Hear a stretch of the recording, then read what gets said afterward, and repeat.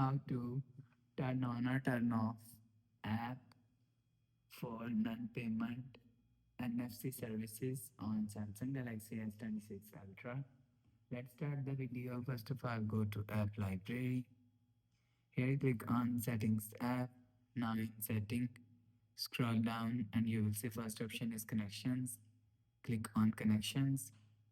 After click on Connections, click on scroll down and click on NFC and contact list payment. After click on if you want to turn on or turn off non-payment NFC service, so click on other NFC service. After click on other NFC service, you will see as is here if you want to turn off app for non-payment NFC service. So click on apps, you will see apps is turn off. If you want to turn on apps for non-payment NFC service, so click on apps. You will see apps is turned on.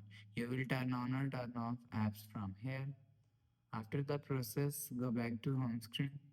So that's how you can turn on or turn off apps for non-payment NFC services on Samsung Galaxy S26 Ultra. If you like the video, please subscribe. Thanks for watching.